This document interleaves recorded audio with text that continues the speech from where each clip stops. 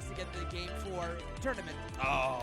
And so they kicked us off, and we reset it, and I had been up at the time. And so he ended up winning, so I understand your pain. I feel you. No, but I made it out of melee pools. I made it out of loser side. You did? I did. I did. All right. Hand warmers? Hand warmers, yeah. Take your time, boys. Yeah, 2 salt teams. Have you been following the doubles? Through here? Yeah. I know that Jack Pro Lunchables advanced to winners side, top 8. I'm not sure where this is in the bracket, but we should be moving forward with it. Delfinos to start. Interesting pick, honestly. A lot of space for both Luck and... actually, these are all the actions and characters, so this is pretty fine for all of them, but we'll see. Yeah, sure thing. I'll be interested to see how they utilize the platforms because the platforms are constantly moving. Yeah. So it's kind of like Smash Bros. With just a whole other dimension and dynamics of that. Yeah, I haven't seen much of Venom's work in doubles. It's interesting to see him switch off Falcon, but it is a little bit understandable. Great carry off there by Tealz. It actually looked like he went for the dare. He missed the jump input and was in the end lag for a while. All right. Fearless stock taking. Lucario is pretty damn good at it, I'll be honest. In doubles? In doubles. Singles, you know, you can make Lucario explode. Oh, down air to down air though by Venom. Very nice. Yeah, it's not quite as one-sided as it is in Smash 4 with the rage and the aura. No, thank God. Dying at 35 to Lucario at 100 instead. Yeah, it's pretty rough. I even see some teams in Smash 4, they take the stock originally. They take one stock just so that the multipliers can take effect, I guess you could say. Goodness. All right. Accidentally slamming into Fearless there. He's doing a decent job of holding it down, but even then... Oh. All right. Yeah, I like the first game. I think, I don't know. Every time I commentate with different people, I find people who prefer watching the second game, but for me, I like seeing how people adapt in the first one. I think the ability to adapt mid-set can really make or break game 1. Having mid-set adaptation is always important because you get the time in between to review. Right. At the same time, it's almost more important to be able to change over game 2. Oh, right. Very nice. Yeah, great job taking that stock. Yeah, going back to what I was saying. Yeah, I see some people who get really into, I guess, the commentary aspect of the game, games 2 and game 3. But for me, I really like seeing who adapts the quickest. You know what I'm saying? It adds a whole different dimension. Yeah, I think that what a lot of people look for in that is that they try to mold the story a little right. heavily. But it's important to be able to just look at both aspects of mid-set and mid-game changes. Yeah, bro, I feel you. It's pretty even, though, all things considered. Yeah, Luck holding this stock down, losing 149 as Diddy Kong should not be permissible. And as I live and breathe, that happens. Yeah, at first I thought the commentator curse was a really strange thing when I first got into the scene. Like, I didn't think. Yeah, that's what I'm saying. It's like, real. at first I thought it was just something that people said, oh, memes, whatever. But then it just happened over and over again. Yeah, so I don't know, man. Let's see. We gotta be careful what we say. We do. All right. It looks like Greek team is really setting into a rhythm, though. Yeah. Nice back there, they're chilling that They spot. have teamed before as well. I'm not sure how consistently Venom in their team. Coming from SoCal, being 2 top-ranked players. Oh. Yeah, but I mean, sometimes you'll. Nice. Oh my God! Very Luck. nice. Very nice. First of all, I love what Luck did there, but secondly, what I really appreciated was the support play. Yeah, the coverage. Exactly. Fearless ran off and covered the high option just in case he recovered immediately.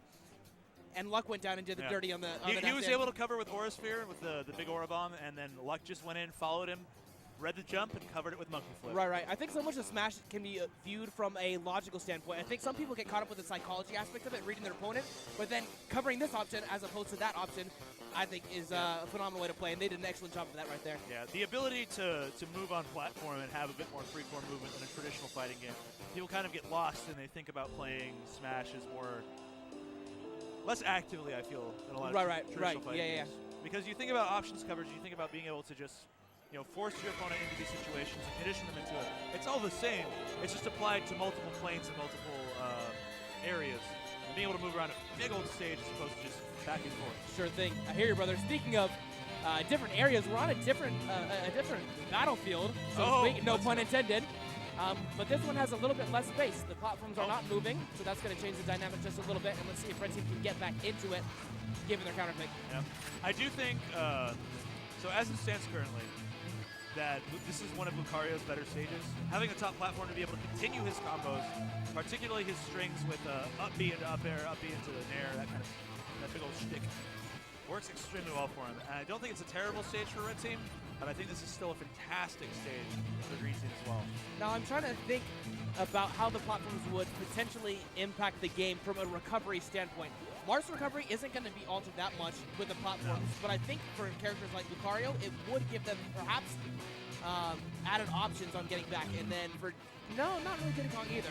No, not too much for Diddy. Diddy has the issue of where he has to commit to his jetpack fairly linear.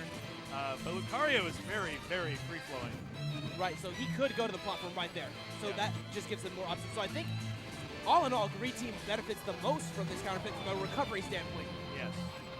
But Meta Knight has his 3 mix-ups. He has Tornado, he has the Drill, and then he has traditional Shuttle Loop. All very good, but at the same time, platform is not where it's at. Trying to get into that banana, I appreciate the effort by Venom there.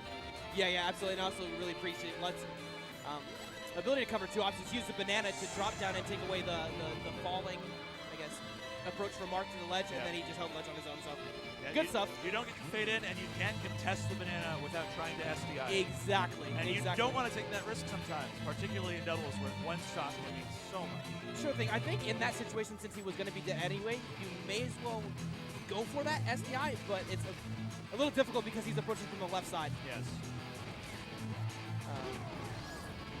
Nice job by getting back. Oh my God. He tries to set up for that. He's going to be able to start some work here. Yeah, Luck's doing just a really good job of, I don't know, his movement is so tricky with platforms. Have you ever fought him on Battlefield yourself? Fighting Luck alone is terrifying. Right, but his item game is dominating. I think that he does fantastically with platforms because of the way he will use banana to set up a texture situation on them. Sure thing. And but I think WarioWare is his best. Okay. His best stage. Okay. Personally. Okay. Yeah, I would agree with that. It's so small. Right, the close blast zones. Diddy Fair does an excellent job of throwing socks. Oh. Nice. Yeah. Bit of an overextension by Luck there. He did go in and he got killed for it. Sure thing. And I appreciate the fact that they both were aggressively trying to follow up on that punish. I guess what you'll see from the very, very, very top teams with their phenomenal synergy is they would have recognized that their other teammate would have gotten that. But either way, they got the stock and they're up 1 stock. So commentator's curse. There you go. Yeah. The big thing there was that Tealz was able to slam Fearless into the stage with that small stage spike, and just enough hits done to where he had to deal with it. Wow, I really appreciate that approach by Fearless. They were set up 1-1 right underneath on the left platform, and after he attacked the backside of Becky's shield, he moved into the middle of them, which is something that I guess most traditional Lucarios would not have done. So they would have attacked the back of the shield and moved away, regrouped, gone back to neutral, but he, what is it called, the down B? He down B right to the middle of them. Extreme speed right to the middle of them, yep. Oh. All right, no capitalization here from Luck, just resting in shield, not wanting to fight too hard. Gets the down smash onto Venom. That should be stock. Nice SDI. It won't be, though. He's going to be able to make it out. Oh, even then. There we go. We've got an even game, guys. Oh, wow. Big opportunity here. Yep, I think Luck's going to get this, to be honest. Oh, okay. I don't know. Luck's got a uncanny... Luck with the banana setup. Luck has an uncanny ability to finish. He is a phenomenal player. Not to say that the other players are